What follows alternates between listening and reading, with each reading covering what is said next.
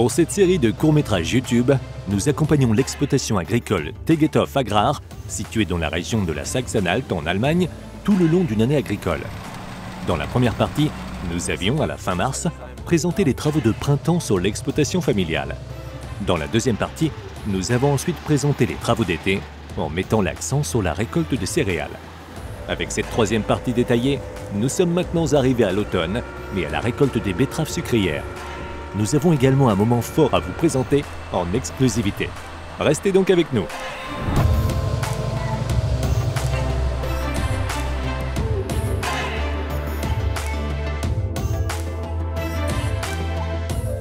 Nous commençons par le travail du sol et les préparatifs pour les semis de blé d'hiver.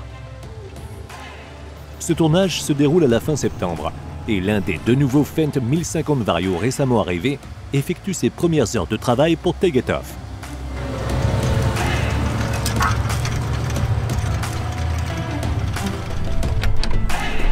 Un coup d'œil dans la cabine révèle le poste de travail high-tech de cet imposant tracteur de 517 chevaux. Selon l'utilisation ou les préférences du conducteur, les unités de commande et les écrans peuvent être adaptés et configurés individuellement. L'interface avec le bureau, c'est-à-dire la préparation numérique des travaux, offre de nombreuses nouvelles possibilités.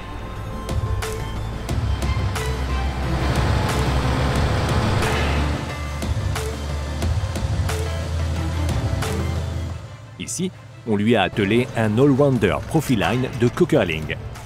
En 2009, l'exploitation a fait l'acquisition d'un premier déchômeur de 9 mètres. En 2021, elle a décidé d'adopter la version de 12 mètres car elle avait acquis une bonne expérience avec les nombreuses possibilités d'utilisation. La machine travaille jusqu'à 3000 hectares par an, dont la majeure partie en automne.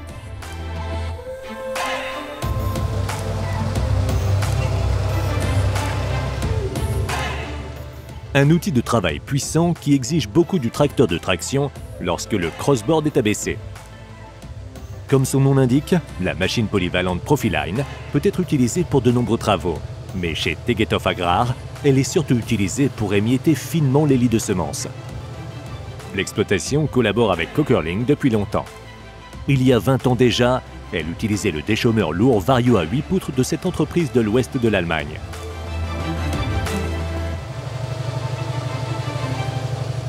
Sur ce champ, on cultivait précédemment du colza, qui sera suivi par le blé d'hiver. Suivre est ici le mot-clé, car le semis est effectué sur l'exploitation selon la méthode du semis à la volée. Le semoir de 12 mètres de large n'est pas équipé d'outils à l'avant et il est prêt à semer en quelques heures sur un lit de semences bien préparé. Philippe Tegethoff restera au volant du nouveau pulvérisateur automoteur Orschlieb jusqu'à tard dans la soirée. Blot, sa chienne labrador, lui tient compagnie.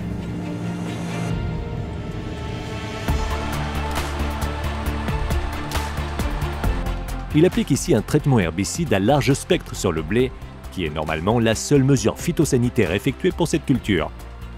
L'automoteur a une largeur de travail de 36 mètres et grâce à sa maniabilité et à sa rapidité, devrait apporter jusqu'à 30% de rendement supplémentaire par rapport à une machine tractée.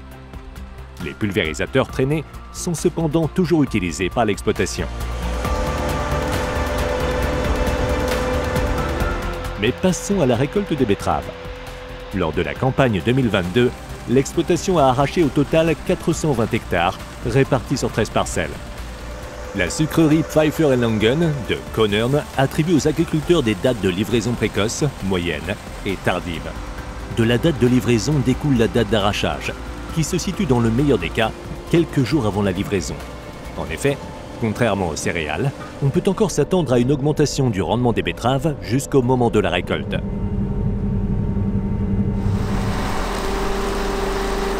Burkhard Tegethoff s'occupe de l'organisation de la récolte des betteraves sucrières. Il s'agit notamment de réfléchir à l'endroit où l'arracheuse passera, par exemple, son quart de nuit. La grande machine ne doit en effet en aucun cas passer en premier dans des tournières tortueuses, dans l'obscurité.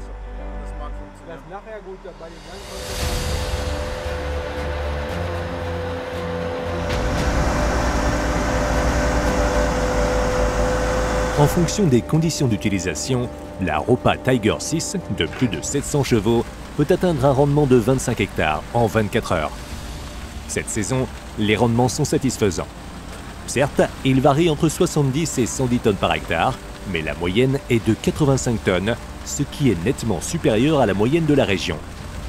La nouvelle technique de semis présentée dans notre premier court-métrage, ainsi que l'entretien mécanique de la culture, ont certainement contribué à ces bons résultats. Les exploitants en sont convaincus.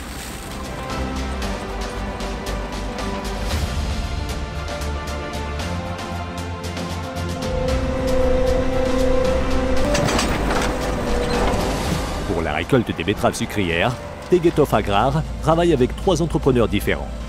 Outre la répartition des risques, l'utilisation de techniques de récolte différentes représente généralement un avantage. Ainsi, on essaye de faire travailler ces 2 Grimm Maxtron sur des champs plus petits, car leur trémie est plus petite que celle de la Ropa que nous venons de montrer. L'objectif est d'effectuer la récolte sans véhicule de transbordement.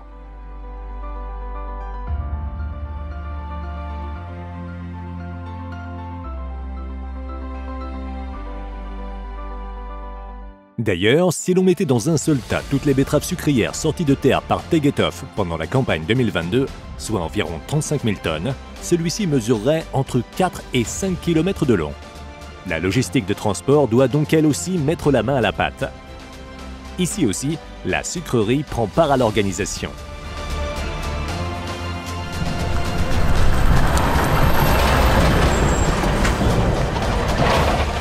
Nous observons l'un des chargeurs nettoyeurs de betteraves en train de s'occuper d'une exploitation voisine. La Ropa Mouse appartient à une entreprise de transport qui fait circuler également ses camions entre la zone de stockage et l'usine. Un camion peut contenir environ 25 tonnes.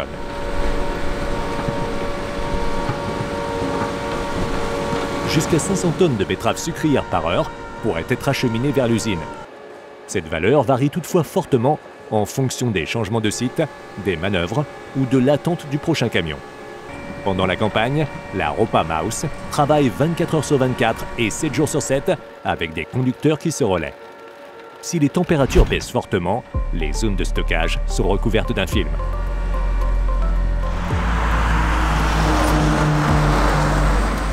Nous suivons les camions jusqu'à la sucrerie de Pfeiffer & Langen, située à Konnern.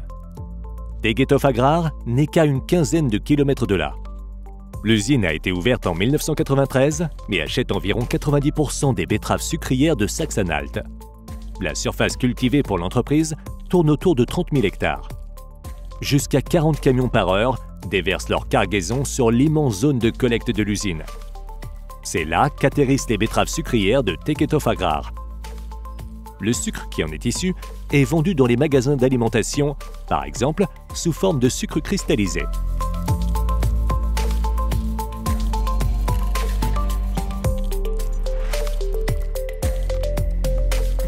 Retour au champ de Tegethoff Agrar. Les sols sur lesquels on cultive ici sont très variables et vont d'un terrain sableux à très argileux.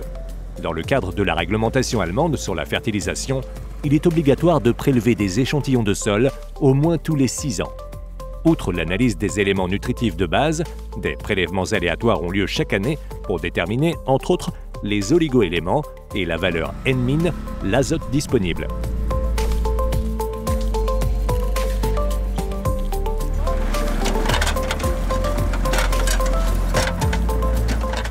Le prélèvement d'échantillons a lieu en été, après la récolte des céréales, ou en hiver. Pour Philippe, le chef d'exploitation, il s'agit d'une opération simple qui ne lui prend que peu de temps. La préparation se fait grâce aux données cartographiques de Next Farming sur PC. Tous les travaux des champs y sont documentés, et ce, sur toutes les parcelles des 3350 hectares exploités en groupement d'entreprises.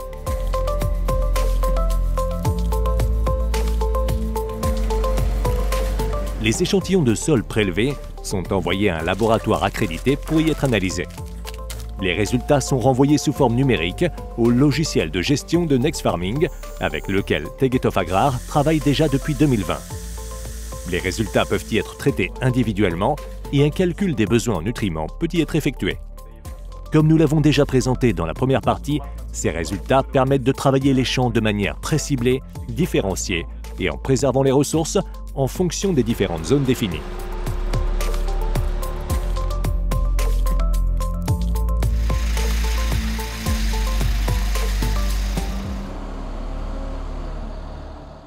En matière d'apport d'éléments nutritifs, les engrais organiques jouent un rôle plus important sur l'exploitation. L'utilisation de compost de déchets verts, à la place d'engrais minéraux pour la fertilisation de base, tous les 3 ans, a fait ses preuves.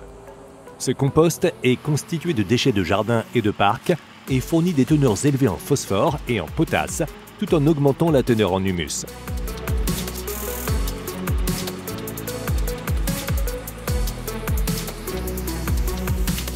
« 90% des surfaces cultivées par Tegethoff Agrar se trouvent dans un rayon d'environ 5 km autour du site.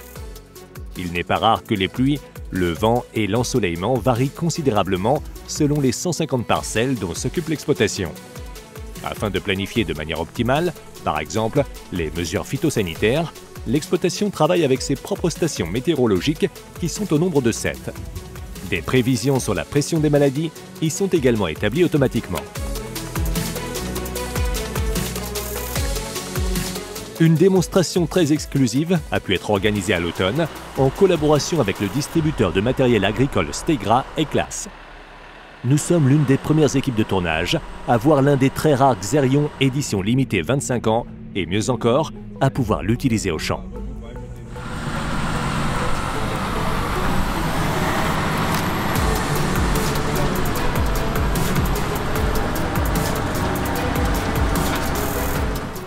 Claas fabrique chaque année environ 400 Xerions à Arsevinkel. Quelques-uns d'entre eux sont sortis de la chaîne de production avec un look rétro à l'occasion du 25e anniversaire de ce tracteur particulier. La peinture et les autocollants rappellent les Xerions originaux des années 1990. Philippe Tegethoff profite de l'occasion pour tester le bolide devant son all-rounder Kokerling de 12 mètres. Après tout, il pourrait bien décider de l'ajouter à son parc de véhicules un jour. La rencontre entre le Xerion 5000 et son 1050 Vario est en tout cas impressionnante. Vous avez déjà pu voir cette photo sur la page Instagram de Tegethoff Agrar il y a quelques semaines.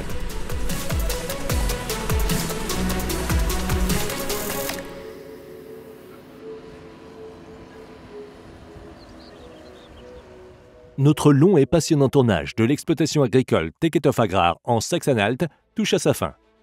Nous avons pu vous présenter les principaux travaux des champs, vous donner un aperçu de la gestion de l'entreprise et vous présenter son parc de véhicules.